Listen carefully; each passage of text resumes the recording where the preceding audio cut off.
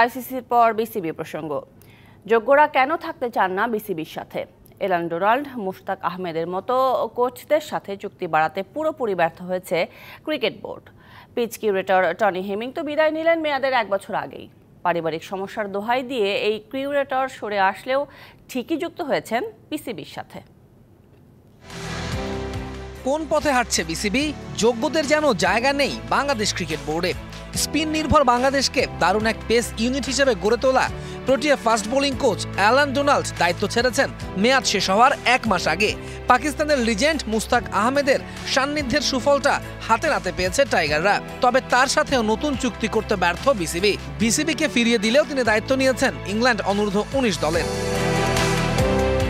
সদ্যই BCB ছেড়ে গেছেন Aussie curator Tony Hemming, অথচ তার মেয়াদ ছিল আরও 1 বছর।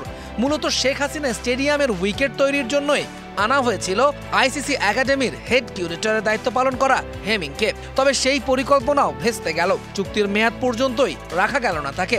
অথচ বিসিবির চাকরি ছেড়ে প্রধান কিউরেটর হিসেবে পিসিবিতে 2 বছরের দায়িত্ব নিয়েছেন হেমিং। যিনি চলে গিয়েছেন উনি কিন্তু আসলে অনেক উঁচু মানের একজন কিউরেটর ছিলেন। ওনার রিপুটেশন অনেক ভালো ছিল, বাট ওনার ব্যক্তিগত কারণ হোক অন্য কারণ হোক, উনি যেহেতু আমরা ওনাকে পাইনি এখন, তাহলে আমরা ইনশাল্লাহ ওনাকে যেভাবে এনেছি আমরা চেষ্টা করব ওনার মতো আরেকটা নিয়ে আসতে, বাট এটা একটা সময়ের ব্যাপার। টনি হেমিং চলে গেলেও দায়িত্বে বহাল রয়েছেন Lankan curator Gamini D Silva, যাকে নিয়ে দীর্ঘদিন ধরেই চলছে সমালোচনা।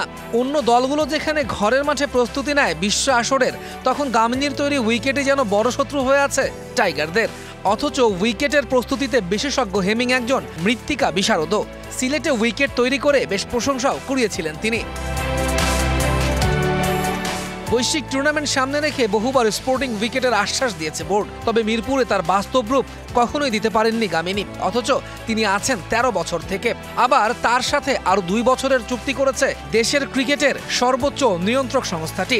বিপরীতে যারা করেছে প্রত্যাশা পূরণ, তাদের ক্ষেত্রেই যেন অনীহা বিসিবির। তৌহিদুল ইসলাম, ডিবিসি নিউজ ডেস্ক।